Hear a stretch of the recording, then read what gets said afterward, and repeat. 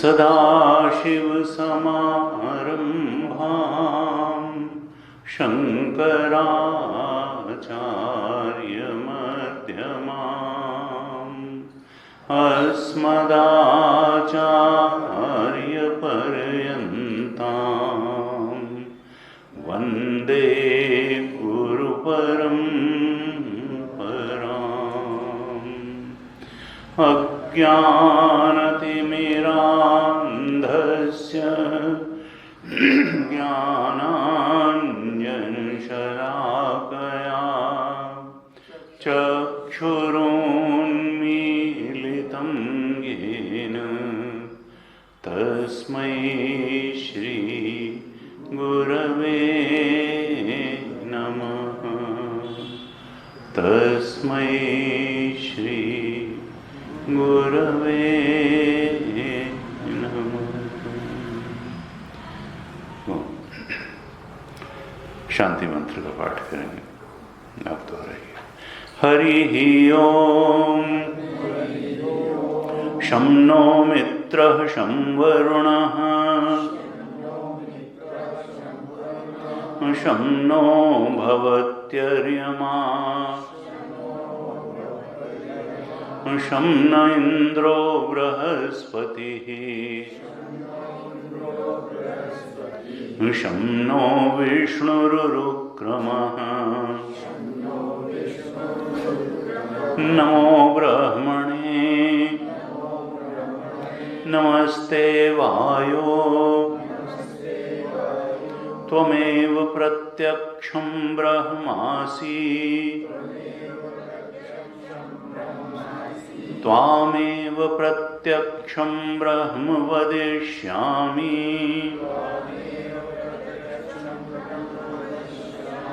ऋतं वदिष्यामि सत्यं वदिष्यामि तन्माम् अवतु तद्वक्तारम् अवतु अवतु माम् अवतु वक्तारम्। ओम शांति शांति शांति।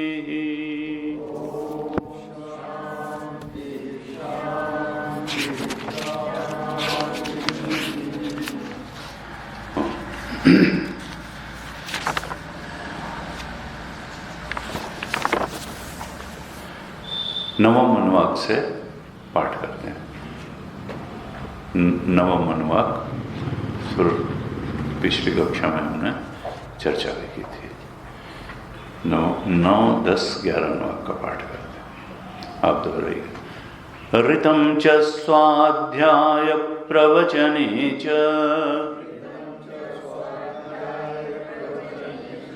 सत्यं च स्वाध्याय प्रवचने च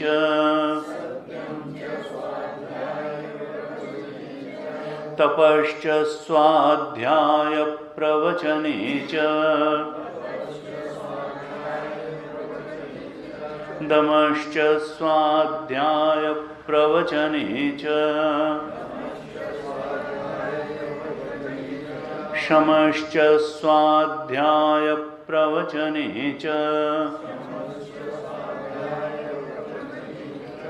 अग्नयश्च स्वाध्याय प्रवचने च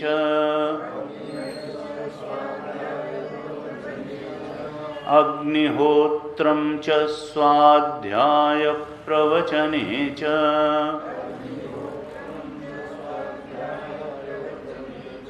अतिथयश्च स्वाध्याय प्रवचने च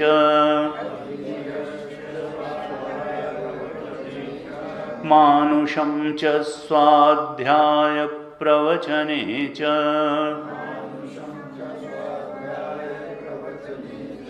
प्रजा च स्वाध्याय प्रवचने च प्रजनश्च स्वाध्याय प्रवचने च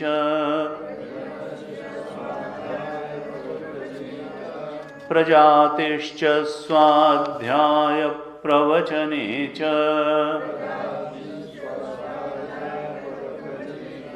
सत्यमिति सत्यवचाराथीतरः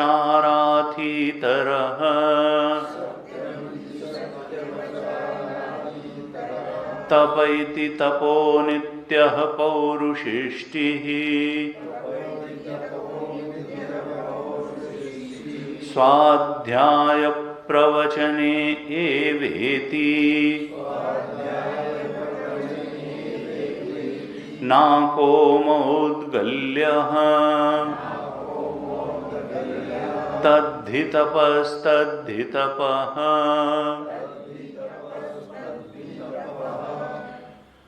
दशम अनुवाक का पाठ करेंगे। अहं वृक्षस्य रेरिवा कीर्तिः पृष्ठं गिरेरिव ऊर्ध्वपवित्रो वाजिनीव सु अमृतम् अस्मि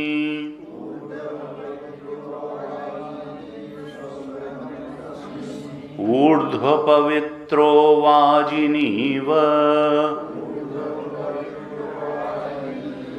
स्वमृतमस्मि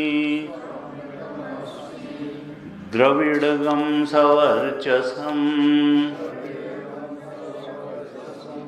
सुमेधा अमृतोक्षितः इति त्रिशङ्कोर्वेदानुवचनम्।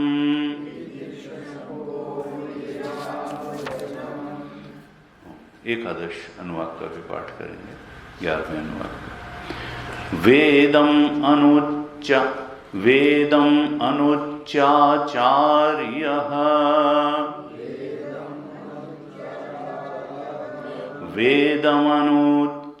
वेदमनुच्चाचार्यः अन्तेवासिनम् अनुशास्ति सत्यं वद धर्मं चर स्वाध्यायान् मा प्रमदः आचार्याय प्रियं धनम् आहृत्य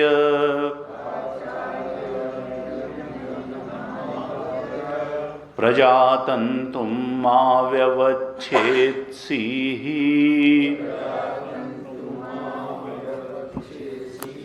सत्यान्न प्रमदितव्यम् धर्मान्न प्रमदितव्यम्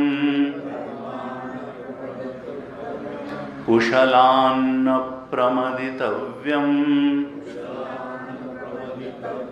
भूत्यै न प्रमदितव्यम् स्वाध्याय प्रवचनाभ्यां न प्रमदितव्यम्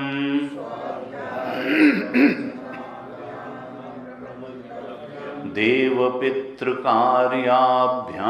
न प्रमदितव्यम्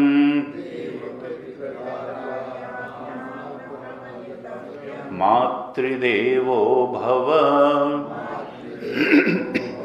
पितृदेवो भव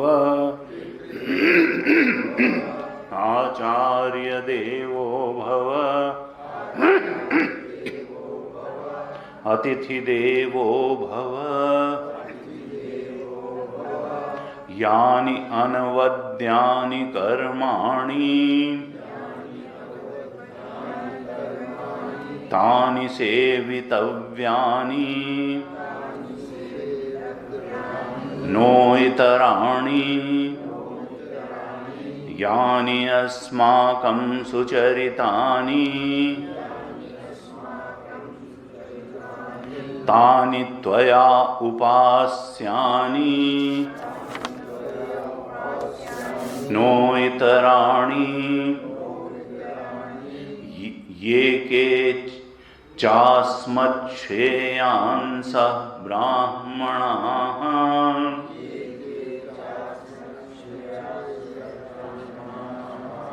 ये के च अस्मत्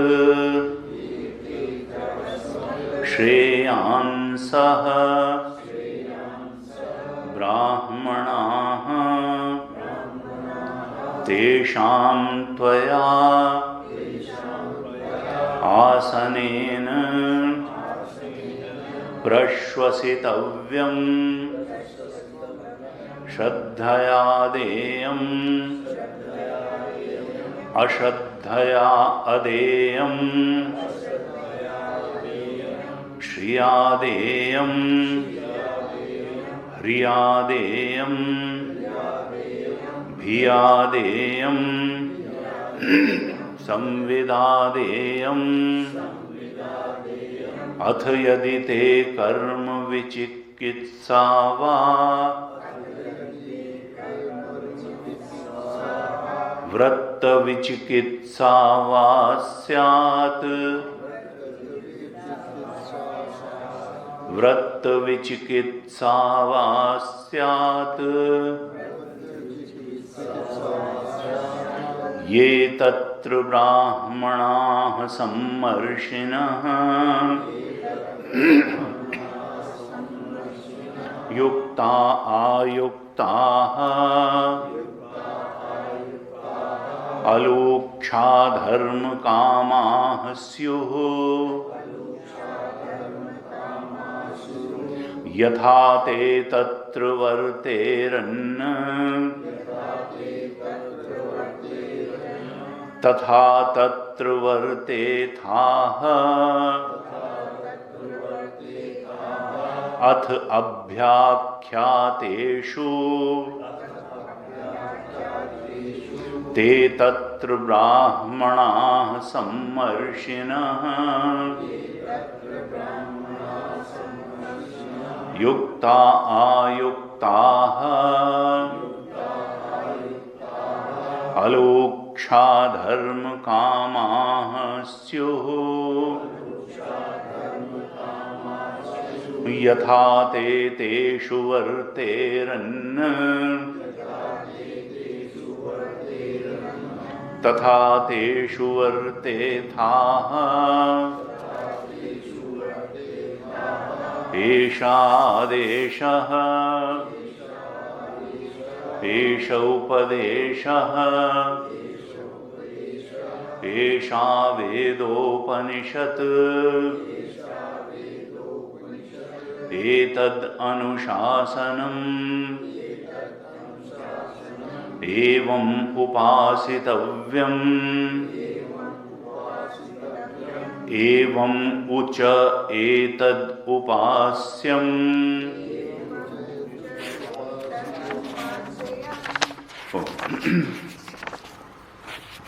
हमने 9वें अध्याय 9वें अनुवाक तक चर्चा करी थी। आज 10वें अनुवाक पर थोड़ी चर्चा करेंगे, लेकिन इसके पहले थोड़ा सा भाष्य का पाठ कर लें। 10वें अनुवाक के भाष्य का अहम वृक्षस्य रेरिवा जिस अनुवाक में है, इसके थोड़ा भाष्य का पाठ कर लेते हैं। छोटा ही भाष्य है, फिर चर्चा करते हैं। आप दोहराइए। अहम वृक्षस्य रेरिवा इति स्वाध्यायार्थः मंत्र आम्नायः स्वाध्यायश्च विद्या उत्पत्तये प्रकरणात् विद्यार्थं हि इदं प्रकरणम् न च अन्यार्थत्वम् अवगम्यते स्वाध्येन च स्वाध्यायेन च विशुद्धसत्त्वस्य विद्या उत्पत्तिः अवकल्पते। अहं वृक्षस्य उच्छेदात्मकस्य संसारवृक्षस्य रेरिवा प्रेरयिता अंतर्यामी आत्मना कीर्तिः ख्यातिः गिरेः पृष्ठम् इव उच्छ्रिता मम ऊर्ध्वपवित्र ऊर्ध्वं कारणं पवित्रं पावनं ज्ञानप्रकाश्यं परमं ब्रह्म यस्य सर्वात्मनः मम सह अहम् ऊर्ध्वपवित्रः वाजिनीव वाजवतीव वाजम् अन्नं तद्वती सवितरी इत्यर्थः। यथा सवितरी अमृतम् आत्मतत्त्वं विशुद्धम् प्रसिद्धं श्रुति स्मृतिशतेभ्यः एवं सुअमृतं शोभनं विशुद्धम् आत्मतत्त्वम् अस्मि भवामि द्रविणं धनं सवर्चसं दीप्तिमत् तदेव आत्मतत्त्वम् अस्मि इति अनुवर्तते। ब्रह्मज्ञानं वा आत्मतत्त्वप्रकाशकत्वात् सवर्चसं द्रविणम् इव द्रविणम् मोक्षसुखहेतुत्वात् अस्मिन् पक्षे प्राप्तं मया इति अध्याहारः कर्तव्यः। सुमेधाः शोभना मेधा सर्वज्ञत्वलक्षणा यस्य मम सह अहं सुमेधाः संसार स्थिति उत्पत्ति उपसंहार कौशल योगात् सुमेधः त्वं अतः एव अमृतः अमरण धर्मा अक्षितः अक्षीणः अव्यय अक्षतो वा अमृतेन वा उक्षितः सिक्तः अमृतोक्षितो अहम् इत्यादि ब्राह्मणम् इति एवं त्रिशंकोः ऋषेः ब्रह्मभूतस्य ब्रह्मविदः वेद अनुवचनम् वेदः वेदनम् आत्मा एकत्वविज्ञानम् तस्य प्राप्तिम् अनुवचनम् वेद अनुवचनम् आत्मनः कृतकृत्यता आख्यापनार्थम् वामदेववत् त्रिशंकुना आर्षेण दर्शनेन दृष्टो मंत्राम्नाय आत्मविद्या प्रकाशक इत्यर्थः। अस्य च जपः विद्या उत्पत्ति अर्थः अवगम्यते ऋतं च इत्यादि कर्म उपन्यासात् अनन्तरं च वेद अनुवचन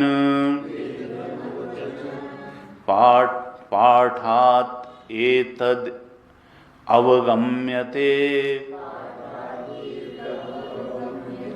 एव श्रौत स्मार्तेषु एवं श्रौत स्मार्तेषु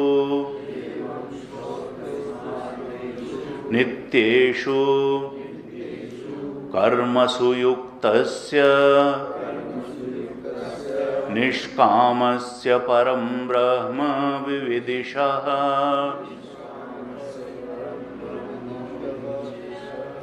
निष्कामस्य परं ब्रह्म विविदिषः आर्षाणि दर्शनानि प्रादुर्भवन्ति आत्मादिविषयाणीति।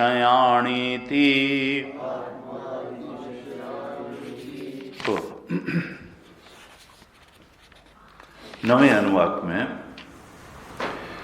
सदाचार का प्रकरण आया और कुल मिलाकर के 14 बातें श्रुति माता ने बताई कि हे साधक, तुम्हारी उपासना भी तभी सफल होगी जब जीवन में सदाचार होगा।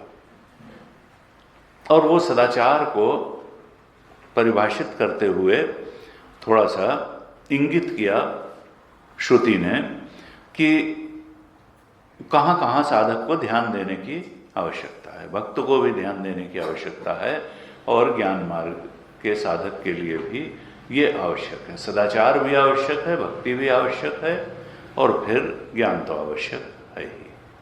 तो कहा ऋतम सत्यम तप दम शम अग्निहोत्रम अग्नयश्च मानुषम कर्म प्रजा प्रजनश्च प्रजा, और इस तरीके से करीब 12 बातें बताई, और सब बातों में एक बात का अध्याहार किया, 2 बातों का, स्वाध्याय प्रवचने जा, कि देखो जो भी करना है, गृहस्थ जीवन में प्रवेश करो, नैष्ठिक ब्रह्मचारी रहो, जैसे भी, लेकिन स्वाध्याय प्रवचने मां प्रमदितव्य, स्वाध्याय और प्रवचन अवश्य करो।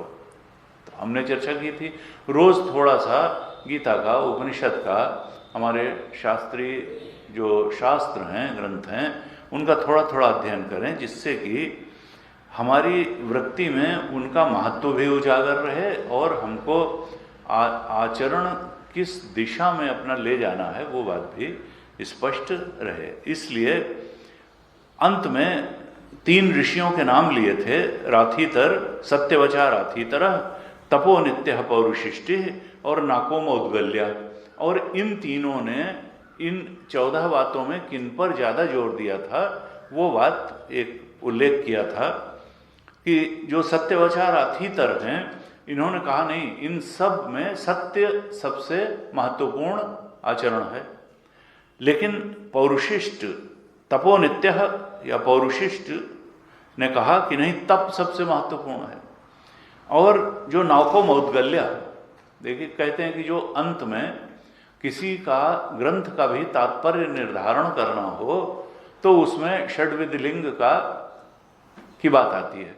आरंभ में क्या कहा गया, अंत में क्या कहा गया, और बीच में किन बातों की पुनरावृत्ति की गई, किन बातों को बार बार विस्तार दिया गया। इससे एक बात यह निकलती है कि वो ग्रंथ का वास्तव में आशय क्या है। तो यहाँ भी इस मंत्र में भी अगर हम उस षड्विध लिंग की दृष्टि से देखें तो सबसे अंत में नाकोमौद्गल्या की ही बात करी और कहा कि स्वाध्याय प्रवचने एवेति नाकोमौद्गल्या। ये मौद्गल्य ऋषि ने कहा कि नहीं, इनमें सबसे महत्वपूर्ण स्वाध्याय और प्रवचन ही है, क्योंकि अगर प्रवचन का मतलब हमने जैसे कहा कि अगर अवसर है तो बता भी सकते हैं, और नहीं तो अपने मन में ही उसको दोहरा सकते हैं, और नहीं तो किसी समान विचार वाले के साथ चर्चा कर सकते हैं।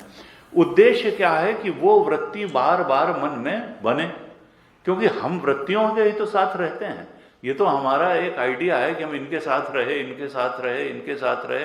असल में तो हम खाली वृत्ति के ही साथ, उनकी भी जो वृत्ति बनती है तो उस वृत्ति को ही तो जानते हैं। तो हम तो असल में अपनी वृत्तियों के ही साथ रहते हैं। वास्तविकता यही है।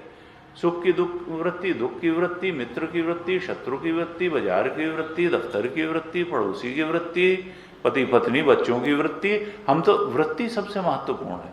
तो कहा कि किसी तरह से वृत्ति बननी चाहिए। अब वो प्रवचन के, स्वाध्याय के माध्यम से बने, प्रवचन के माध्यम से बने, चर्चा के माध्यम से बने, जितना ही स्पष्ट अपने स्वरूप के बारे में, सत्य के बारे में जितनी ज्यादा बार और जितनी गहरी वृत्ति बनेगी, हम उतना ही उस सत्य के निकट होते चले जाएंगे। तो इसलिए कहा स्वाध्याय प्रवचने एवेति नाकोमौद्गल्य ने कहा कि देखो, उस वृत्ति में बार बार और ज्यादा समय और गहराई से रमण करना, यही सबसे महत्वपूर्ण आचरण है, क्योंकि जैसे ही वृत्ति होती है वैसे ही फिर आचरण भी होता है। कर्म तो बाहर से है, अंदर तो वृत्ति ही है। अब वो वृत्ति कामना की भी हो सकती है, संसार कामना की हो सकती है, प्रभु कामना की हो सकती है, और आत्म साक्षात्कार की कामना की भी हो सकती है, लेकिन है तो वृत्ति है। तो कहा कि स्वाध्याय प्रवचन है, तद्धि तपः तद्धि, ये भी कह दिया कि देखो तप बहुत महत्व, बिना तप के कुछ होता नहीं जीवन में, न संसार मिलता है न भगवान मिलता है। तो लेकिन ये वृत्ति को धारण करना, यही तद्धि तपः तद्धि तपः, यही सबसे बड़ा तप है, यही सबसे बड़ा तप है। और इसी को गुरुदेव ने कई जगह कहा। एक बड़ी विचित्र सी बात उन्होंने कह दी कि मेंटेनेंस ऑफ डिजायर इज तपः। लोग कहते हैं कि नहीं, इच्छा छोड़ना तप है। उन्होंने कहा मेंटेनेंस ऑफ डिजायर इज तप। लेकिन किस चीज की मेंटेनेंस ऑफ डिजायर? धन की, संसार के भोग पदार्थों की, भोग नहीं, आत्म साक्षात्कार की डिजायर, आत्मबोध की desire. Maintenance of desire of atmabodh is real tapa. और वो कैसे मेंटेन होगा? जब वृत्ति मेंटेन होगी उसकी, जब उसका महत्व मन में हमारे बिल्कुल स्पष्ट होगा कि भाई ये जीवन की सबसे मनुष्य जीवन की सबसे बड़ी और सबसे महत्वपूर्ण चीज जो है, ये जो है सबसे बड़ा अचीवमेंट है आत्म साक्षात्कार, स्वरूप बोध, स्वरूप आनंद में रमण, स्वरूप निष्ठा। तो इस प्रकार से 9वें अनुवाक में ये बात कही, और इसके लिए भी जो सहारा होगा वो स्वाध्याय प्रवचन होगा। 10वें अनुवाक में क्या कहा? देखिए, अब ये शिक्षावल्ली का करीब करीब समापन आ रहा है, तो बहुत तरह की उपासनाएं बताई गई। व्याहृति उपासना बताई, प्रणव उपासना बताई, और संगीतोपासना बताई। अनेक प्रकार की उपासनाएं बताने के बाद फिर आचरण की बात भी बताई 9वें अनुवाक में।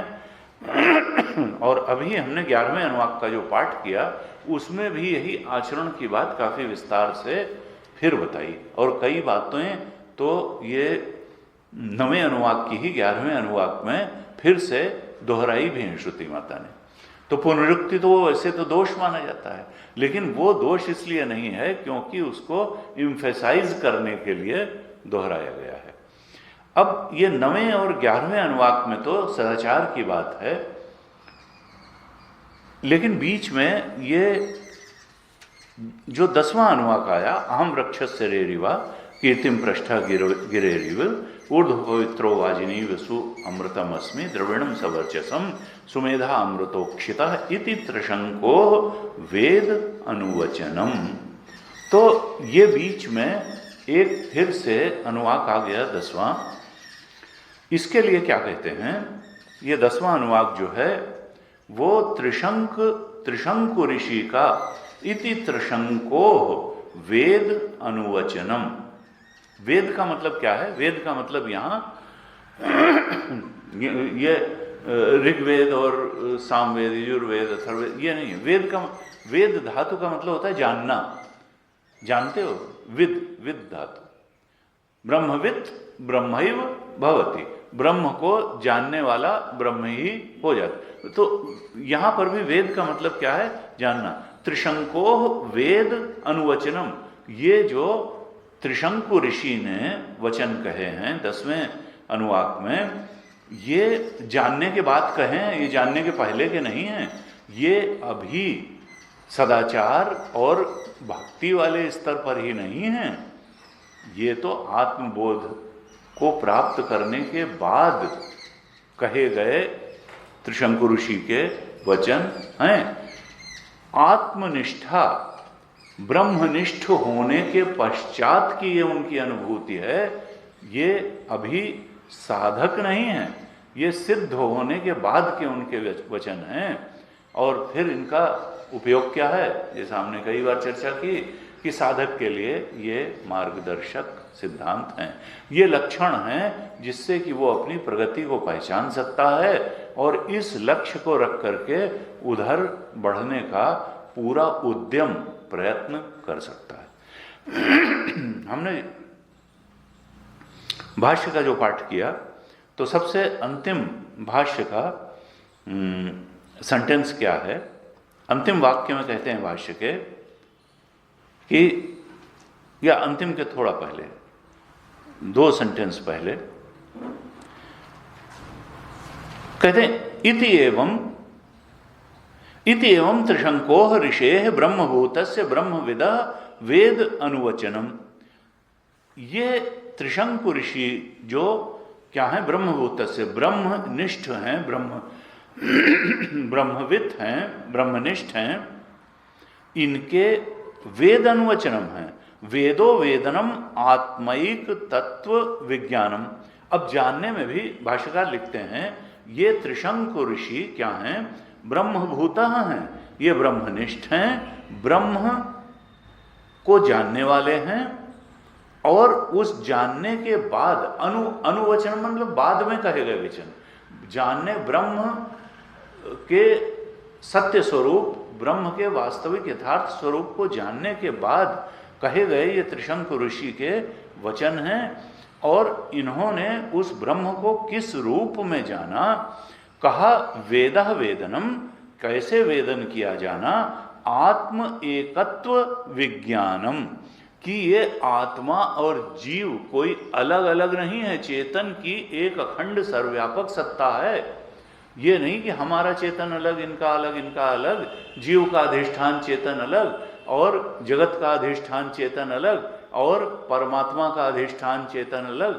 कहा अंतर उपाधियों में ही है, जीव की उपाधि, जगत की उपाधि और परमात्मा की उपाधि। परमात्मा की उपाधि माया की है, जगत की उपाधि पंचभूतों की है और हमारी उपाधि 3 शरीरों की है। अगर इन उपाधियों को हटा दें तो एक अखंड सर्वव्यापक चेतन है। चेतन में टुकड़े करने की ताकत उपाधियों में नहीं है, न माया की उपाधि में, न पंचभूत की उपाधि में, न तीनों शरीर की उपाधि में। इसलिए इस प्रकार से आत्म एकत्व विज्ञान, ये आत्मा अर्थात चेतन, प्योर कॉन्शियसनेस, इस आत्मा के विज्ञान के एकत्व को उन्होंने जाना और आत्मा के एकत्व को जानना ही ब्रह्म ज्ञान है। उन्होंने त्रिशंकु ऋषि ब्रह्मविद हो गए, आत्मा के एकत्व के विज्ञान को उन्होंने पा लिया। आत्म एकत्व विज्ञानम तस्य प्राप्तिम अनुवचनम वेद अनुवचनम, उस आत्मा के एकत्व के बोध, विज्ञान अर्थात बोध, गहराई से स्पष्टता से जान लिया और उसके बाद ये वचन कहे। क्यों कहे उन्होंने? तो कहते हैं भाष्यकार, आत्मनः कृतकृत्यता ख्यापनार्थम वामदेववत् त्रिशंकुना आर्षेण दर्शनेन दृष्टः मंत्र आम्नाय आत्म विद्या प्रकाशक इति अर्थः। कहा आत्मनः कृतकृत्यता आख्यापनार्थम, आख्यापनार्थम, आख्या का मतलब होता है बताना, आख्यापन के अर्थ में अर्थात बताने के लिए, आख्यापन करने के लिए, क्या आख्यापन करने के लिए? आत्मनः कृतकृत्यता, कि मेरी आत्मा कृतकृत्य हो गई, इस बात को बताने के लिए। और किस प्रकार से? भाष्यकार कहते हैं वामदेववत्, जैसे वामदेव ब्रह्मबोध को प्राप्त हुए थे तब वो अपने को बताने से रोक नहीं सके थे, इसी प्रकार से ये त्रिशंकु ऋषि भी जब ब्रह्मबोध को उपलब्ध हुए तो उनके स्वाभाविक उद्गार ये उस ब्रह्म बोध को प्राप्त होने के बाद निकले। आत्मनः कृतकृत्यता, गुरु जी कहते थे देखो ये कृतकृत्यता शब्द जो है ये बड़ा ही एक संस्कृत का महत्वपूर्ण शब्द है। और तुलसी बाबा ने भी इसको, सारे ही जो वक्ता श्रोता तीनों हैं सब ने कहा कि मैं कृतकृत्य भयं। पार्वती जी ने भी कहा, याज्ञवल से सुनने में भरद्वाज ऋषि ने कहा, काकभूषुंडी ने भी जो है तो से सुनने के बाद गरुड़ जी ने भी कहा, सब यानी कृतकृत्यता होनी चाहिए। ब्रह्म बोध के बाद अनुभूति क्या होनी चाहिए? कृतकृत्यता। अब इसका उल्टा क्या होगा कि बचपन से लेकर के और ये सांस छूटने तक हमेशा यही लगा रहता है मनुष्य को कि अभी ये करना बाकी है, अभी ये करना बाकी है, अभी ये करना बाकी है, अभी ये करना बाकी है, अभी ये कर लें, अभी ये कर लें, अभी, यानी हमको हमेशा कुछ न कुछ करना बाकी ही रहता है। हमेशा ये नहीं होता कि अब जो भी करना था सब कर लिया, नहीं नहीं अभी अभी तो वही करना है। और कृतकृत्यता में क्या है कि अब कुछ करना, जो कर सकते थे वो कर लिया, ये है कृतकृत्यता का बोध। जो भी हमारा उत्तरदायित्व था इस मनुष्य शरीर में आने के बाद, जो भी कर्तव्य था वो सब पूर्ण हो गया, कोई कर्तव्य शेष ही नहीं बचा। कृत कृत्य, जो भी कृत्य हमारे द्वारा किए जाने थे सब हो गए। और देखिए गीता में भी कहा 3 अध्याय के 17वें श्लोक में, यस्त्वात्मरतिरेव स्यात् आत्मतृप्तश्च मानवः आत्मन्येव हैं तस्य कार्यम न विद्यते आत्मन्येव च संतुष्टः तस्य कार्यम न। जो आत्मा में ही संतुष्ट हो जाए, यस तो आत्म, जो आत्मरमण, देखिए जब तक विषय रमण होगा कृतकृत्यता का बोध नहीं होगा, जब तक संसार रमण होगा कुछ न कुछ बाकी ही रहेगा। अभी ये तो आत्मरति जब होगी, और आत्मरति क्या होगी, अज्ञान का पर्दा ही तो हटना है। यानी अज्ञान का पर्दा साधना से अगर हट जाएगा, ज्ञान से अज्ञान का नाश हो जाए, तो फिर आत्मरमण होने लगे। यस आत्मरति, आत्मतृप्तो आत्मतृप्ति होगी। आत्मनिएव च संतुष्टः तस्य कार्यम। यहां कहा आत्मनः कृतकृत्यता ख्यापनार्थम वामदेववत् त्रिशंकुना, उन्होंने अपनी कृतकृत्यता का उद्घोष कर दिया, ख्यापन कर दिया। आर्षेण दर्शनेन, क्यों? क्योंकि आर्ष दर्शन का मतलब सत्य का दर्शन हो गया। ये माया के जगत का ही दर्शन उनको नहीं हुआ, ये अविद्या जनित शरीर और मन का ही दर्शन नहीं, उनको वाकई सत्य का दर्शन हो गया, सच्चिदानंद स्वरूप का दर्शन हो गया, जगत में भी, परमात्मा में भी और स्वयं में भी। उस आत्माइकत्व विज्ञान का दर्शन हो गया जो यथार्थ है। आर्ष का मतलब यथार्थ। आर्षेण दर्शनेन दृष्टा, उन्होंने सत्य का दर्शन कर लिया, माया को भेद करके उनकी ज्ञानमयी दृष्टि सत्य तक पहुंच गई। आर्षेण दर्शनेन दृष्टा मंत्र आमनाय, और तब फिर उन्होंने ये मंत्र कहे। ये मंत्र कहे, ये मंत्र कैसे हैं, इनका उपयोग क्या है? कहा आत्म विद्या प्रकाशक इत्यर्थ। ये सदाचार के मंत्र नहीं हैं, ये आत्म विद्या का प्रकाशन कर देने वाले मंत्र हैं। अर्थात इस प्रकार से अगर हम भी बार बार मन में अपने वृत्ति लाएं कि हमारा स्वरूप ये है, हमारा स्वरूप ये है, हमारा स्वरूप ये है, तो हमारे अंदर भी ये मंत्र उस ब्रह्म बोध को जागृत करने की ताकत रखते हैं। ये मंत्र आत्मविद्या के प्रकाशक मंत्र हैं। इसलिए त्रिशंकु ऋषि ने ये वाक्य कहे आत्मविद्या के प्रकाशन के लिए।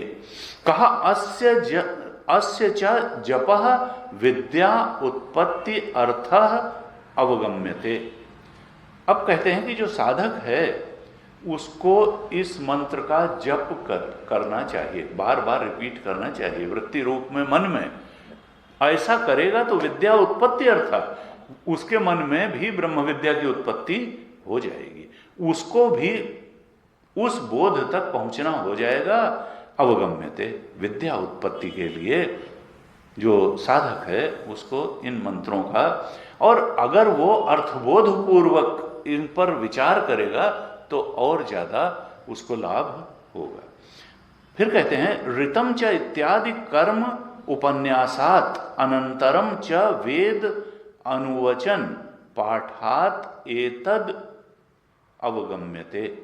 कहते हैं ऋतम वगैरह जो नवें अनुवाक में ऋत आदि सदाचार श्रुति ने बताए थे, तो ऋत आदि सदाचार बताने के बाद ये जो दशम अनुवाक आया है ये तो विद्या की उत्पत्ति के लिए ही है, अर्थात आत्मविद्या के ब्रह्म बोध के प्रकाशन के लिए, ब्रह्म बोध के लिए ये है।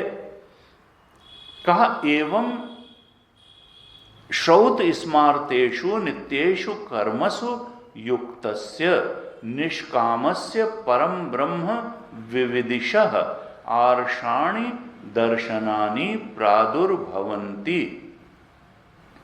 भाष्यकार भगवान लिखते हैं कि देखो इससे निष्कर्ष क्या निकलता है। एतद अवगम्यते, इस सब चर्चा से निष्कर्ष क्या निकलता है कि श्रुति ने उपासनाओं के बारे में बताया, श्रुति ने सदाचार के बारे में भी बताया, और अब त्रिशंकु ऋषि के विद्या उत्पत्ति के, आत्मविद्या, आत्मबोध को प्रकाशित करने वाले मंत्रों के बारे में भी बता दिया। इन भक्ति, उपासना, सदाचार और विद्या उत्पत्ति के मंत्र, इन सब को बताने से निष्कर्ष क्या निकलता है? एतदेव अवगम्यते, कि निष्कर्ष भगवान शंकराचार्य अंतिम सेंटेंस में भाष्य के बताते हैं कि इससे यही निष्कर्ष निकलता है कि जिनका जीवन श्रौत स्मार्तेषु नित्येषु कर्मसु युक्तस्य, श्रौत और स्मार्त कर्मों से युक्त होता है। श्रौत इसमें जो सदाचार बताए, कर्म बताए, सदाचार, उनसे युक्त होता है,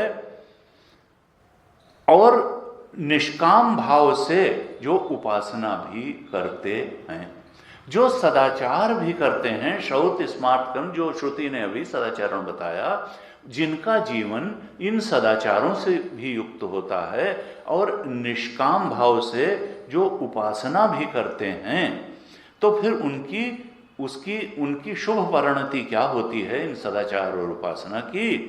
कि परम ब्रह्म विविदिशः, उनके मन में पर ब्रह्म को जानने की जिज्ञासा, इच्छा उत्पन्न हो जाती है। हमने अभी विविदिशा संन्यास और विद्वत संन्यास की बात, विविदिशा का मतलब है जानने की इच्छा। उनके जो इस सदाचार और निष्काम भाव से भक्ति करते हैं, सदाचार करते हैं, उनके मन में उस ब्रह्म के प्रति को जानने की जिज्ञासा उत्पन्न हो जाती है।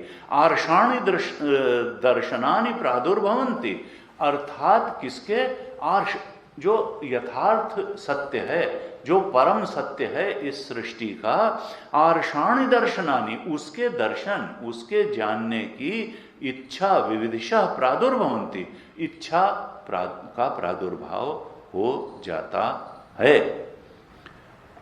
आत्मादि विषयाणि, और ये ब्रह्म विविदिशा आर्षाणि दर्शनानि जिस सदाचारी और भक्त के मन में हुई, तो इसको हम ब्रह्म विविदिशु भी कह सकते हैं, ब्रह्म को जानने की इच्छा वाला है, या आत्मा के संबंध में जो आत्मा का सच्चा स्वरूप है, यथार्थ दर्शन है, उसको जानने की इच्छा वाला है।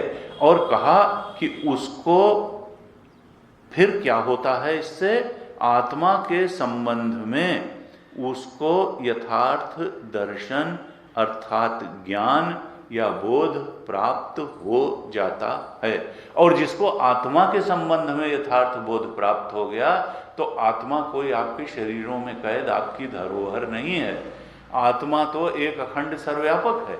तो इसलिए जिसको आत्मा के सच्चे स्वरूप का ज्ञान हो गया, उसको संसार के भी सच्चे स्वरूप का ज्ञान हो गया, और उसको परमात्मा के भी, उसको सब कुछ के सच्चे स्वरूप का ज्ञान हो गया।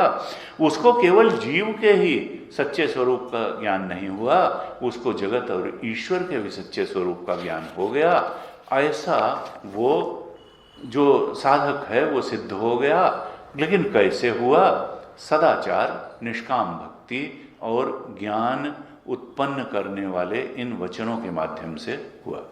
अब हम देखते हैं जरा मंत्र का अर्थ क्या है। सबसे पहले ये त्रिशंकु ऋषि ने क्या कहा, ये विद्या उत्पत्ति के लिए जो मंत्र है, इसमें क्या उनका बोध हुआ, ब्रह्मबोध के बाद क्या उद्गार उनके निकले कि अहम वृक्षस्य रेरिवा, मैं इस वृक्ष का प्रेरक हूं। वृक्ष का मतलब क्या है? संसार वृक्ष।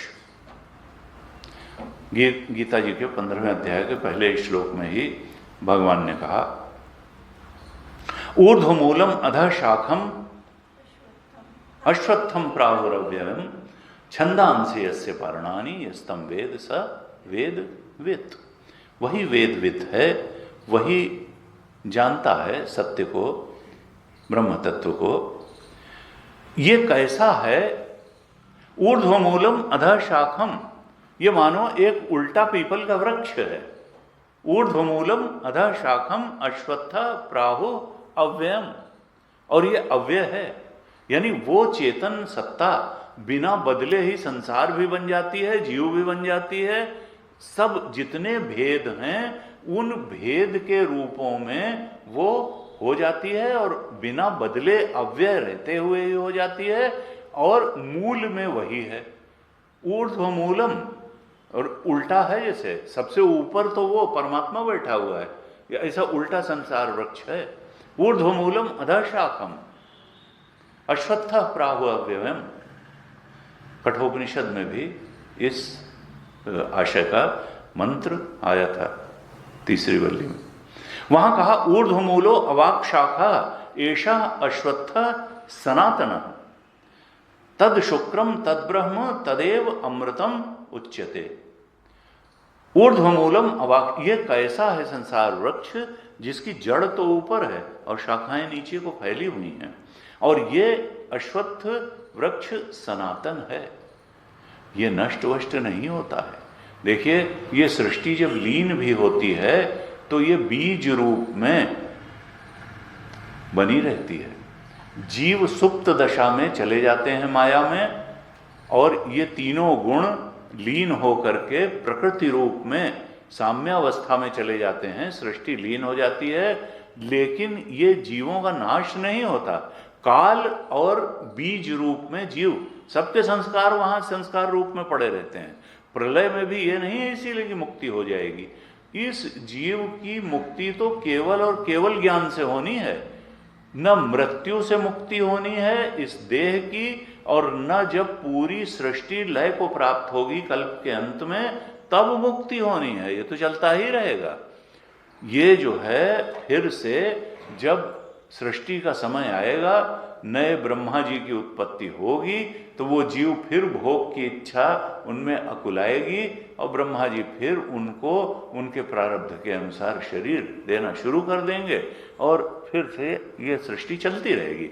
तो महाप्रलय में भी न तो काल का नाश होता है और न जीव और जीव के संस्कारों का नाश होता है, बस वो सुप्त दशा में चले जाते हैं। अपना जैसे मेढक हाइबरनेशन में चला जाता है, उसी तरह से कुछ समझ लीजिए कि जैसे वो जा करके सो जाते हैं सारे जीव और अपना पड़े रहते हैं वहीं पर। और जब सृष्टि रचना का, तो सृष्टि रचना का समय कोई भगवान थोड़ा निर्धारित करते हैं, उन्हीं समष्टि जीवों के जो कर्म हैं वो परिपाक को प्राप्त होकर के जब भोग के लिए अकुलाने लगते हैं, तो फिर वो नेचर का एक नियम है, वो फिर से जगत भी बनना है और जीवों के शरीर भी बनने हैं, और फिर भोग की प्रक्रिया के लिए फिर कर्म और सारी चीजें चालू हो जाती हैं। तो यहां कहा कि ये जो अहम तत्व है, देखिए इस मंत्र में सबसे पहले शब्द क्या आया? अहम। अब कोई कहेगा हम तो अपना इस शरीर को चलाने में तो हम बहुत ठीक से सक्षम नहीं होते हैं, और ये त्रिशंकु ऋषि ने पहला ही वचन क्या कह दिया, ऐसी लंबी बात बता दी कि भाई गले से नीचे नहीं उतरती, कि अहम रक्षस्य रेरिवा, मैं इस संसार को प्रेरणा देने वाला हूं, मैं तो इस संसार का प्रेरक तत्व हूं।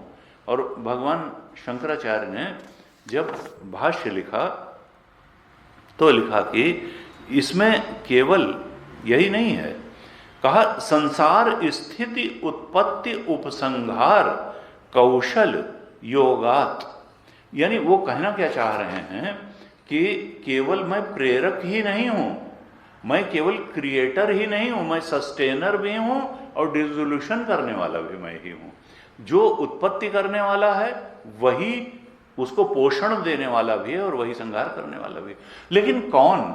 हमारा जीव चेतन का नहीं, ब्रह्म चेतन। जब उन्होंने अपने ब्रह्म स्वरूप को जान लिया तब उन्होंने कहा यही अहम, अब जो ब्रह्म रूप से मैंने इसी अहम चेतन को जाना, ये मेरा ब्रह्म चेतन, जिसको मैं पहले अहम समझता था, शरीर मन में कैद चेतन समझता था, जो अभिमानी जिसको मैं समझता था, वो अभिमानी चेतन न निकल करके अंतर्यामी चेतन निकला। ज्ञान जब हुआ तो ये जो अभिमान, जितनी उपाधियों का ही तो अभिमान था, चाहे सूक्ष्म उपाधि का था या स्थूल उपाधियों का था, ये जब उपाधियों से नाता टूटा ज्ञान से, तो वो अभिमानी चेतन अंतर्यामी चेतन निकल आया। वो तो ब्रह्म चेतन निकल आया जिसको हम जीव चेतन माने बैठे थे, और तब लगा कि अरे वो तो सर्वाधिष्ठान है, वो सर्व प्रकाशक है, सर्व का अधिष्ठान है, ये तो इस पूरे संसार वृक्ष का प्रेरयिता है, मैं ही हूं, अहम ब्रह्मास्मि। देखिए अहम ब्रह्मास्मि का ही एक दूसरे प्रकार से नरेशन है, अहम वृक्षस्य रेरिवा, मैं इस संसार वृक्ष का प्रेरक हूं। भाष्यकार ने जो भाष्य लिखा शुरू से थोड़ा सा देखते हैं भाष्य। अहम वृक्षस्य रेरिवा इति स्वाध्याय अर्था मंत्र आमनाय। ये जो मंत्र है अहम वृक्षस्य रेरिवा का, ये मंत्र नियमित पाठ के लिए और जप के लिए है, और स्वाध्यायश्च विद्या उत्पत्ते, इसका नियमित स्वाध्याय अगर करेंगे, इसके अर्थ पर विचार करेंगे तो ब्रह्म विद्या की उत्पत्ति होगी, इसलिए ये कहा गया है प्रकरणात्। ये प्रकरण जो है ज्ञान के लिए है, विद्या अर्थम ही इदम प्रकरण, न च अन्य अर्थत्वम अवगम्यते। ये जो है केवल विद्या की उत्पत्ति के लिए है और किसी बात के लिए ये मंत्र नहीं है। स्वाध्यायेन च विशुद्ध सत्वस्य विद्या उत्पत्ति अवकल्पते। इस मंत्र में ये स्पष्ट है इस मंत्र से कि स्वाध्यायेन च, स्वाध्याय के द्वारा ही विशुद्ध सत्वस्य, ऐसा साधक जिसका अंतःकरण, सत्व का मतलब है अंतःकरण, जिस साधक का अंतःकरण विशुद्ध है, सात्विक अंतःकरण वाला है, विशुद्ध अंतःकरण, पवित्र अंतःकरण वाला है, उस साधक के अंतःकरण में स्वाध्यायेन विद्या उत्पत्ति अवकल्पते, स्वाध्याय के द्वारा, श्रवण मनन निधिध्यासन द्वारा ब्रह्म विद्या की उत्पत्ति की बात बताई गई है। ब्रह्म विद्या की उत्पत्ति यानी दो ही बातें बताई गई, एक तो चित्त शुद्ध और उसके लिए भक्ति और सदाचार, और दूसरा श्रवण मनन निधिध्यासन। विद्या उत्पत्ति के लिए कहा अहम वृक्षस्य उच्छेदात्मकस्य संसार वृक्षस्य रेरिवा प्रेरिता। रेरिवा का अर्थ क्या है? भाष्यकार ने कहा प्रेरिता। रेरिवा का अर्थ है प्रेरिता, मैं ही संसार वृक्ष का रेरिवा अर्थात प्रेरिता हूं। और वृक्ष क्यों कहा, फसल क्यों नहीं कहा, पौधा क्यों नहीं कहा?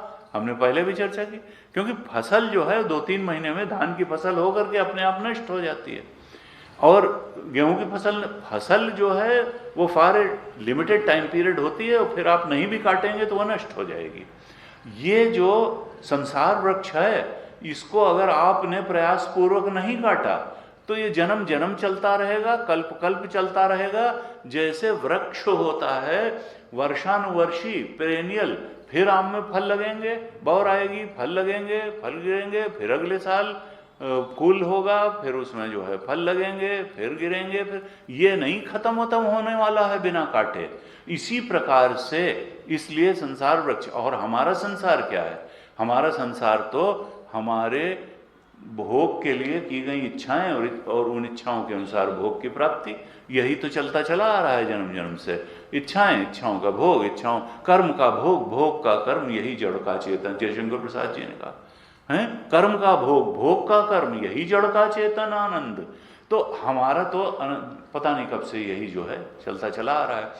हम जब तक प्रयास पूर्वक इसको नहीं काटेंगे, हम कामना की जो हमको मूर्ख बनाए पड़ी हैं जन्म, कामना की असलियत नहीं समझेंगे, भोग की असलियत नहीं समझेंगे, इनको प्रयास पूर्वक अपनी बहिर यात्रा को अंतर यात्रा और अंतर लक्ष्य की तरफ नहीं मोड़ेंगे, तब तक ये अपने आप नहीं कटेगा। भाष्यकार भगवान कृष्ण ने 15वें अध्याय में 5वें श्लोक में कहा, जहां पर 15वें अध्याय में ही तो ये शुरू हुआ कि ऊर्ध्वमूलम अधः शाखम अश्वत्था प्रावुरव्यम, फिर कहा कि देखो, तो उसके बाद में काटने का उपाय भी बताया।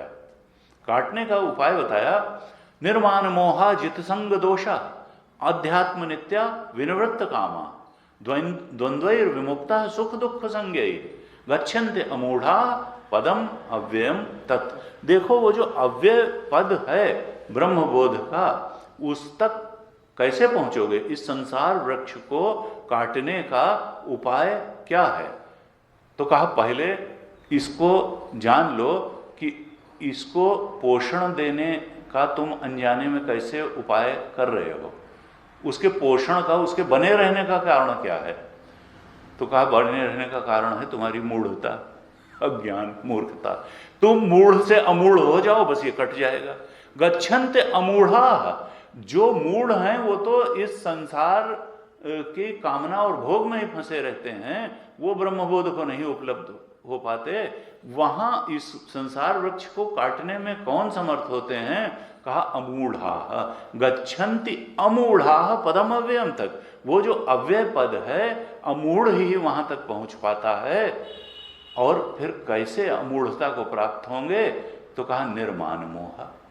तुम जो है ये जिस चीज का तुमने अभिमान करके रखा हुआ है कि मैं ये शरीर वाला हूं, मैं इस मन बुद्धि वाला हूं, मैं, और फिर संसार के भी तमाम अभिमान है।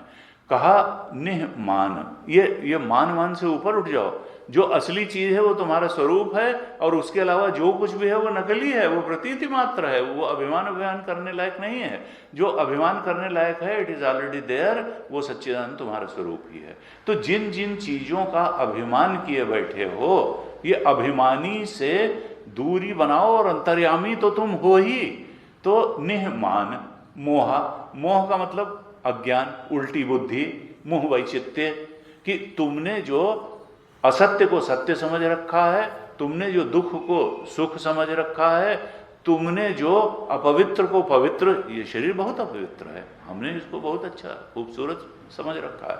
तो कहा ये जो अशुचि में तुम्हारी शुचि बुद्धि हो गई है, जो तुम्हारी दुख में सुख बुद्धि हो गई है, जो तुम्हारी अज्ञान में ज्ञान बुद्धि हो गई है, इस प्रकार से ये जो विपरीत उल्टी बुद्धि हो गई है मोह, इस मोह के पार चले जाओ, मान के परे चले जाओ मोह के।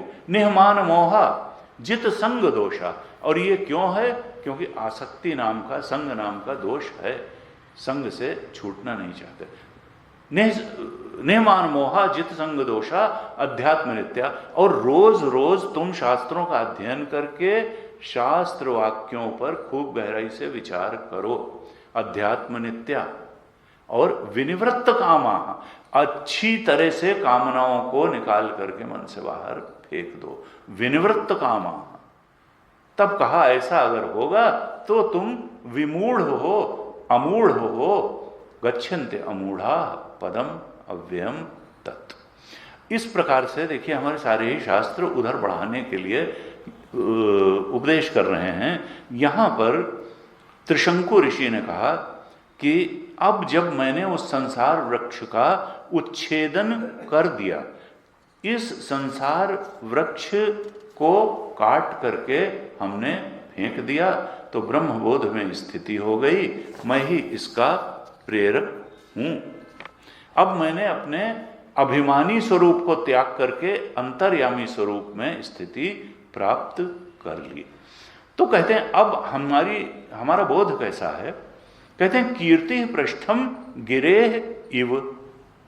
हमारी कीर्ति अब कैसी हो गई, हमारा यश अब कैसा हो गया? My fame is as high as mountain peak. गिरेह इव, पृष्ठम गिरेह, पृष्ठम का मतलब पीक और गिरेह का मतलब पर्वत, पहाड़ की चोटी जैसा। गिरेह पृष्ठम इव कीर्ति, मेरा यश कैसा हो गया? तुलसी बाबा ने लिखा 4 चने को चटकता था, अब नरपति पूजत पांव। कि मेरी स्थिति यह थी, विचारों को छोड़ दिया था, मूल नक्षत्र में पैदा हुए, तो हिंदुस्तान में भी कैसी कैसी चीजें थी, तो माता पिता ने उनका त्याग कर दिया कि ये बहुत ही अशुभ नक्षत्र में पैदा हुआ है, ये तो पूरा नाश करके रख देगा, इसको छोड़ो। और तब कहते हैं कि भगवान की कृपा से ही कोई उनका लालन पालन हुआ, लेकिन बड़ी अजीब सी दशा में। तो वो 4 चने के लिए चटकता था, 4 चने भी खाने को नहीं नसीब होते थे। कहते हैं कि बंदरों के साथ चने के लिए जो चढ़ा के लोग जाते थे, और वहां से होते होते ऐसी कहा कृपा हुई, सदगुरु की कृपा हुई कि जब उस बोध को मैं उपलब्ध हो गया तो 4 चने को चटकता था, अब नरपति पूजत पाऊं, और अब राजा लोग मेरे चरण स्पर्श कर रहे हैं। तो यहां पर भी कुछ वही आशय है, क्योंकि देखिए गुरु जी कहते थे भगवान जिस पर कृपा करते हैं उस पर कोई अभाव नहीं रहता है, संसार की दृष्टि से भी कोई अभाव नहीं रहता है। जो जो उसकी आवश्यकता है वो तो प्रकृति पूरी करती ही है, और यश उसके लिए कोई आवश्यकता नहीं है, लेकिन it is a natural outcome of his highest achievement. उसके सर्वोच्च उपलब्धि का एक ये स्वाभाविक अभिव्यक्ति है। तो कहा कीर्तिम पृष्ठा गिरे, ये कोई अभिमान की उपयुक्ति नहीं है, अभिव्यक्ति नहीं है त्रिशंकु ऋषि की। कहा मेरा यश अब कैसा है, my fame is as high as mountain peak, गिरे पृष्ठम इव कीर्ति, पर्वत की शिखर जैसी कीर्ति वाला मैं हूं। मैं का मतलब मैं तो रह नहीं गया, ये ब्रह्म, यह शुद्ध चेतन, ये आत्म तत्व पर्वत जैसी की चोटी जैसी कीर्ति वाला है। उसी की तो कीर्ति है, परमात्मा की ही तो महिमा है। जीव तो खामखा महिमावान बना रहता है। अब कहते हैं ऊर्ध्व पवित्रो वाजिनीव सुअमृतम अस्मि। ऊर्ध्व पवित्रो, ऊर्ध्व का मतलब क्या होता है, कारण। ऊर्ध्व का मतलब है कारण। मैं ही कारण हूं, पहले कहा था मैं ही प्रेरक हूं, अहम वृक्षस्य रेरिवा, मैं ही इस संसार वृक्ष का प्रेरक हूं। अब कहा ऊर्ध्व, मैं ही कारण हूं, मैं ही अंतर्यामी, अंतर्यामी स्वरूप को मैंने पा लिया, ब्रह्म स्वरूप को पा लिया, और अब मैं जान गया कि अंतर्यामी होकर के जगत का कारण मैं ही हूं। चेतन ही तुलसीदास यह चिद विलास जग बूझत बूझत बूझे, ये चेतन ही जो मेरा स्वरूप है यही जगत का कारण है। ये जगत अणु परमाणु ऊर्जा इसका कारण नहीं है, इसका कारण प्रकृति भी नहीं है, माया भी नहीं है। चिद विलास जग, ये चेतन का ही विलास है, चिन्ह मात्र वस्तु है। तुलसी बाबा ने लिखा कि ब्रह्मांड निकाया निर्मित माया, रोम रोम प्रतिवेद कहे, मम उर्सो बासी यह उपहासी, सुनत धीर मति थिर न रहे। जब उसने बनाया तो क्या था, संग सहाय न दूजा, दूसरी कोई चीज ही नहीं थी, न मटेरियल था न पर्सन था कोई। सदैव सौम्य इदम अग्रे आसीत एक मेवा द्वितीयम, छांदोग्य में कहा। इस संसार को बनाने के पहले क्या था, एक सत ही था, सत, और वो चेतन भी था, वो आनंद भी स्वरूप भी था, एक सत ही था, एक चैतन्य तत्व ही था। सत एव सौम्य इदम, ये इदम इदम करके जानी जाने वाली जितनी भी अंतर्बाह्य सृष्टि है, जगत है, इसके सब के बनने के पहले सत एव इदम अग्रे आसीत। और वो कैसा था, एकम एव अद्वितीयम, एक था और अद्वितीय था। यह भी न कहें लोग कि आधा आधा करके बना दिया उसने, वो अद्वितीय था और एक था, वही चेतन सृष्टि के मूल में। उन्होंने कहा मैंने जान लिया कि वो मैं ही हूं, यही चेतन है, अभिमानी व अभिमानी नहीं, वो अंतर्यामी निकला, तो ये मैं ही इस जगत का कारण हूं। ऊर्ध्व पवित्रो, और फिर उन्होंने ये भी जान लिया कि ये तत्व जो है इसमें कोई एडल्टरेशन नाम की चीज ही नहीं है, ये पवित्र है, इससे ज्यादा पावन कुछ नहीं है। क्यों? क्योंकि समान सत्ता कोई दूसरी चीज है नहीं, तो मिलावट होगी किसकी? जागृत में सपने की मिलावट थोड़ा हो सकती है, जागृत के पानी में सपने के पानी की मिलावट थोड़ा हो सकती है, उस चेतन तत्व में जड़ जो की प्रतीति मात्र है उसकी मिलावट थोड़ी हो जाएगी। तो वो तो पवित्र है, नित्य पवित्र है, वो कारण है, और वो सबसे पावन वही है। ब्रह्म तत्व से ज्यादा पवित्र कुछ नहीं है, वो सबसे ज्यादा पवित्र है। और फिर कहते हैं वाजिनी इव सुअमृतम अस्मि। वाजिनी का मतलब क्या होता है? अन्न। वाजम अन्नम, वाजम का मतलब होता है अन्न। और अन्न कैसे पैदा होता है? फोटोसिंथेसिस अगर ना हो, सूर्य का प्रकाश ना हो, तो फिर जो ये प्लांट्स हैं कुछ बना नहीं सकते हैं, इसीलिए कहते हैं sun is the ultimate source of energy, क्योंकि पौधे जो है प्रकाश संश्लेषण के माध्यम से ऊर्जा ट्रैप करते हैं सूर्य की, फिर उसको जो है हर्बीवोर खाता है, फिर कार्निवोर खाता है, फिर टॉप कार्निवोर, ऐसे फूड चेन जो चलती है। लेकिन अल्टीमेट तो हम लोग भी जो है या तो दाल सब्जी रोटी खा लेते हैं, कुछ लोग कहेंगे नहीं हम तो मीट खा लेंगे, तो वो मीट खाने वाला जो है जो मुर्गी है वो भी तो जो है कुछ खाएगी, वो कीड़ा खाएगी तो कीड़ा ग्रास हॉपर खाएगी तो ग्रास हॉपर तो ग्रास ही खाएगा। तो इसका मतलब क्या है कि बिना उसके जो है सूरज की एनर्जी ही हमारे जीवन का स्रोत है। उसने कहा कि ये मैं ही अमृतमय हूं, अन्न जैसे मैं ही हूं, अन्न के रूप में भी मैं ही हूं, या सूर्य के रूप में मैं ही हूं। वाजिनी इव, वाजिनी का मतलब अन्न भी है और सूर्य भी है। सूर्य अर्थात इसका पोषण करने वाला, इस जगत का प्रेरक भी मैं हूं, इस जगत का कारण भी मैं हूं, और इस जगत को पोषण देने वाला अन्न या सूर्य भी मैं ही हूं। वो जो लाइट है जिससे कि ये जगत चल रहा है, ऊर्जा का स्रोत भी मैं ही हूं। मैं ही सूर्य और अन्न भी हूं, पोषण देने वाला मैं, कारण मैं, प्रेरक मैं। सुअमृतम अस्मि, कहा मैं ही आत्मा भी हूं। तुम्हारे अंदर जो चेतनमय मैं करके स्फुरित हो रहा है वो भी मैं ही हूं। सुअमृतम, मैं ही वह शुद्ध आत्म तत्व भी हूं। भगवान शंकराचार्य लिखते हैं, कीर्ति ख्याति गिरे पृष्ठम विच्छिता ऊर्ध्वम कारणम पवित्रम पावनम ज्ञान प्रकाश्यम परमं ब्रह्म यस्य सर्वात्मना मम सह अहम ऊर्ध्व पवित्र। ऊर्ध्वम कारणम पवित्रम पावनम, मैं ही ऊर्ध्वम अर्थात कारणम हूं, पवित्रम अर्थात पावनम हूं, और मैं क्या हूं? ज्ञान प्रकाश्यम परमं ब्रह्म, मैं ही ज्ञान द्वारा प्रकाशित होने वाला परब्रह्म हूं। यस्य सर्वात्मनः मम सह अहम ऊर्ध्व पवित्र, ऐसा मैं ज्ञान स्वरूप सर्वात्मा हूं। मैं ही सर्व का प्रकाशक हूं, मैं ही ऐसा सर्व का प्रकाशक ज्ञान स्वरूप सर्वात्मा पवित्र पावन कारण हूं। मैं ही सूर्यवत ऊर्जा का स्रोत हूं, मैं ही अन्नों को उत्पन्न करने वाला हूं, अन्न रूप में भी मैं हूं, सूर्य रूप में भी मैं हूं, तुम्हारे विशुद्ध आत्म तत्व के रूप में भी मैं हूं। मैं ही शोभनम अर्थात विशुद्धम आत्म तत्व हूं।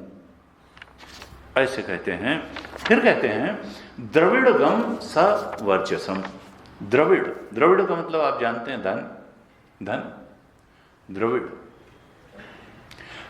मैं कैसा हूं धन? कहा सवर्चसम, मैं चमकदार धन हूं। मैं ये जो है ये रुपए पैसे वाला धन नहीं हूं। भाष्यकार ने भाष्य लिखा द्रविणम धनम सवर्चसम दीप्तिमत तदेव आत्म तत्वम अस्मि इति अनुवर्तते। मैं आत्म तत्व रूप दीप्तिमान धन हूं। मैं कैसा धन हूं? मैं धनम सवर्चसम, सवर्चसम का मतलब दीप्तिमत्तम, द्रविणम का मतलब धनम, तद एव आत्म तत्वम अस्मि, मैं आत्म तत्व रूप चमकदार दीप्तिमान धन हूं। फिर कहते हैं ब्रह्म ज्ञानम व आत्म तत्व प्रकाशकत्वात् सवर्चसम।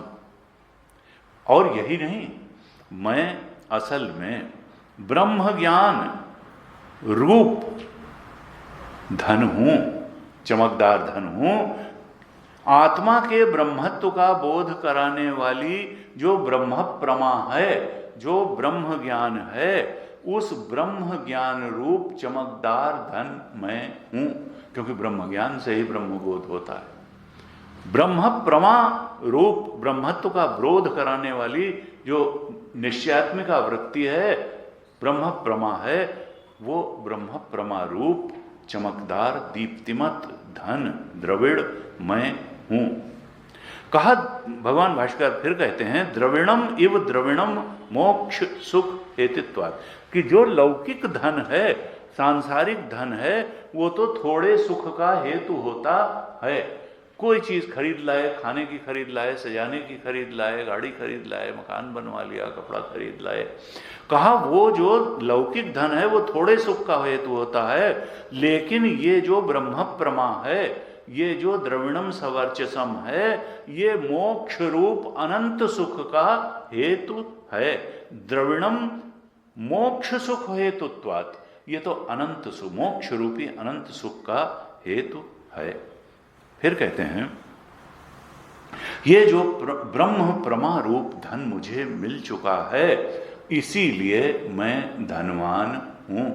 इस धन से धनवान होने के कारण ही मेरी कीर्ति पर्वत के शिखर जैसी है। मैं प्रेरक हूं, मैं पोषक हूं, और मैं ही इसका कारण भी हूं। कहा कि सुमेधा अमृतः उक्षितः, मेरी मेधा कैसी है, मंत्र में कहते हैं सुमेधा अमृतः उक्षितः, मैं सुमेधा सुंदर मेधा वाला हूं। मेरी बुद्धि कैसी है, पवित्र है, निर्मल है, सुंदर है, आनंद से भरी हुई है। वो बुद्धि जो विक्षेप से भरी हुई है उसको सुंदर नहीं कह सकते, जो मान अपमान से ग्रस्त होने वाली है उसको सुंदर नहीं कह सकते हैं। जो शांत प्रसन्न मर्म भेदी सत्य के बोध में सदा निष्ठ और स्थिर रहने वाली बुद्धि है, उसी को शास्त्र सुंदर बुद्धि मानता है। सुमेधा, मैं सुंदर मेधा वाला हूं, मैं सुंदर बुद्धि वाला हूं। मेरी ऐसी कुशल बुद्धि है कि मैं इस बोध में नित्य स्थित रहता हूं कि मैं ही संसार को उत्पन्न करने वाला, पोषित करने वाला और संहार करने वाला हूं। ऐसी सुमेधा मेरी है, इस बोध से भरी हुई मेरी बुद्धि है। अतएव अमृतः अमरण धर्मा अक्षितः अक्षीण अव्यय अमृतः उक्षितः, मैं अमृत से सींचा हुआ हूं। उक्षितः का मतलब सिक्त, रस से सिक्त, रस सिक्त कहते हैं ना, जैसे कि स्पंज में पानी सोख लिया जाए तो सिक्त हो गया, जल से सिक्त हो गया स्पंज। ऐसे ही कहा कि मेरा जो अस्तित्व है वो अमृत उक्षिता है, अमृत से सींचा हुआ है, यानी मेरे रोम रोम में वह अमृत, वह आत्मानंद समाया हुआ है। मेरा पूरा अस्तित्व उस आनंद स्वरूप से मेरा पोर पोर रचा बसा है, अमृत से सिंचा हुआ मेरा अस्तित्व है। भाष्यकार ने लिखा अक्षितः अक्षीणः अव्ययः। अक्षितः का अर्थ क्या है कि वो कभी क्षीण नहीं होगा, कम भी नहीं होगा और खत्म भी नहीं होगा।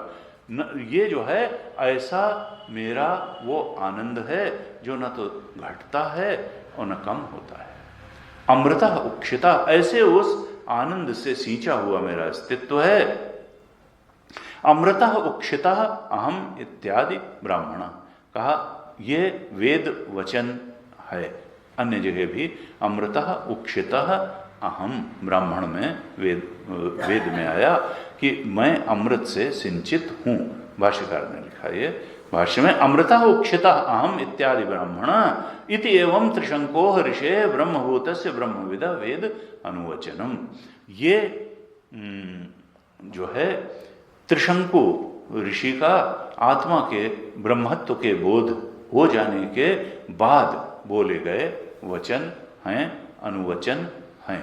और भाष्यकार ने जो भाष्य लिखा, हमने जैसे अभी शुरू में चर्चा की कि आत्मनः कृतकृत्य आख्यापनार्थम वामदेव वत त्रिशंकुना आर्षेण, कि वामदेव के समान ही ये त्रिशंकु ऋषि ने भी ये वचन कहे। ऐसा शास्त्र में आता है कि वामदेव को भी जब बोध हुआ था, मनुस्मृति में आता है कि तब वामदेव ने कहा कि मैं ही मनु था, मैं ही इंद्र था, जो कुछ हुआ और होगा सब मैं ही हूं। इस प्रकार से वामदेव ने कहा। तो ये त्रिशंकु के वचन भी वामदेववत हैं कि जैसे वामदेव को ये बोध हुआ था कि नहीं, मैं तो त्रिकालदर्शी हूं, त्रिकाल में मेरा है, क्योंकि आत्मा के अलावा त्रिकाल में और किसी का अस्तित्व है ही नहीं, काल तो उस पर आश्रित है। तो अब क्या बताना चाहते हैं त्रिशंकु ऋषि कि देखो, जब तक हम अपने को भोक्ता अनुभव करते रहेंगे तब तक कर्म की दौड़ भी बनी रहेगी।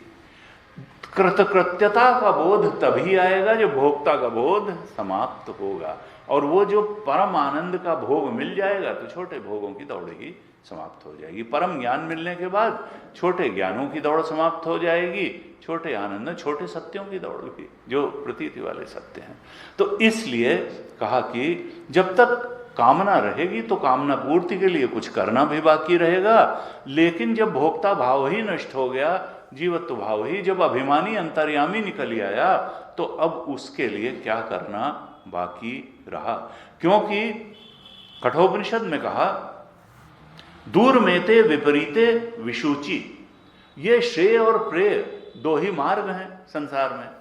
तो जो बिल्कुल ही संसारी व्यक्ति है वो तो भोग पाने के लिए ही पूरा जीवन जीता है, और थोड़ा सा जिसको लगा कि नहीं, भोग वो बात नहीं दे पाएंगे जिसकी हमको तलाश है, मन की जिस शांति और समता हमको चाहिए वो तो श्रेय मार्ग का वर्ण करने से ही मिलेगी, वो सदाचार और भक्ति से मिलेगी, वो ज्ञान से सत्संग से मिलेगी। तो फिर उसका मार्ग थोड़ा सा अलग हो जाता है। प्रेयार्थी का मार्ग थोड़ा अलग होता है, वो बाई एनी हुक और क्रुक, वो तो उसको तो अपने भोग के अनुसार भोग पदार्थ चाहिए और उनका भोग चाहिए। लेकिन जो श्रेयार्थी है, जो साधक है, जो जिज्ञासु है, उसका मार्ग थोड़ा सा अलग हो जाता है। वो थोड़ा बहिर्मुखी जीवन से अंतर्मुखी जीवन की ओर पलटता है, वो असंयम से संयम की तरफ बढ़ता है, वो थोड़ा सा बिखराव, ध्यान, संसार में बिखराव के बजाय अपने ध्यान को आत्मा की तरफ समेट करके समाहित करता है, वो अपने स्वाध्याय को अच्छा बनाता है, वो अपने संग को अच्छा बनाता है। उसकी गहरी आकांक्षा होती है कि उच्च स्तर का श्रवण मिले, उसका हम मनन करें, उस ज्ञान पे हम मेडिटेट करें, लेकिन फिर भी उसका कहीं न कहीं कर्तव्य बाकी रहता है। ठीक है, वो प्रेयार्थी नहीं है, वो श्रेयार्थी है, लेकिन अभी उसको कृतकृत्यता का बोध नहीं होगा, क्योंकि अभी उसकी उच्च वस्तु को प्राप्त करने की दौड़ चल रही है। वो संसार का आकांक्षी नहीं है, लेकिन वो परमात्मा का आकांक्षी तो है, वो सर्वोच्च तत्व ब्रह्म तत्व का आकांक्षी है। तो श्रेयश्च प्रेयश्च मनुष्य में कहा, दूर मेते विपरीते विशुचि। कठोपनिषद में कहा था, हमने चर्चा भी की थी कि देखो, ये जो श्रेय है, परम श्रेय आत्मबोध है, और संसार के भोग तो ही हैं, प्रेय हैं वो। तो ये दोनों प्रेय मार्ग और श्रेय मार्ग बहुत दूर तक साथ साथ नहीं चल सकते हैं।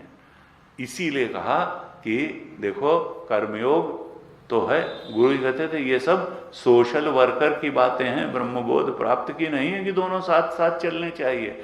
एक समय जाने के बाद आपको थोड़ा डाइवर्जन करना ही पड़ेगा, क्योंकि विद्या और अविद्या के मार्ग एक साथ बहुत दूर तक नहीं चलते हैं, कहीं ना कहीं जा करके कहा। और वहां पर यमराज कहते हैं कि नचिकेता, मैंने तुमको बहुत सारे प्रलोभन दिए, ऐसे ले लो, हजारों साल की आयु ले लो, ऐसे रथ ले लो, ऐसे और भोग पदार्थ सामग्रियां ले लो, लेकिन नत्वा कामा बहवो लोलुपंती, इन बहुत सारी आकर्षणों को तुम्हारे सामने रखने के बाद भी तुम किसी आकर्षण से प्रभावित नहीं हुए, और तुम अपने तीसरे प्रश्न पर अडिग रहे कि मैं तो ब्रह्मबोध का, मैं ब्रह्म ज्ञान ही प्राप्त करूंगा, और इसलिए तुम उस ब्रह्मबोध के अधिकारी हो।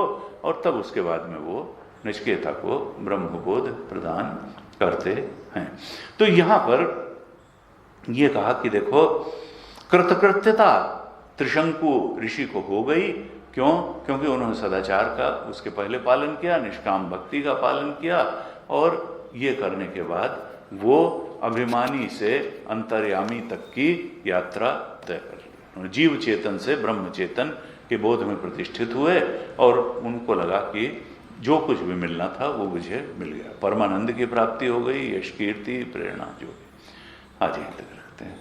ओम पूर्णमदः पूर्णमिदं पूर्णात् पूर्णमुदच्यते पूर्णस्य पूर्णमादाय पूर्णमेवावशिष्यते। ओम शांति शांति शांति। हरिः ओम। श्री गुरुभ्यो नमः। हरिः ओम।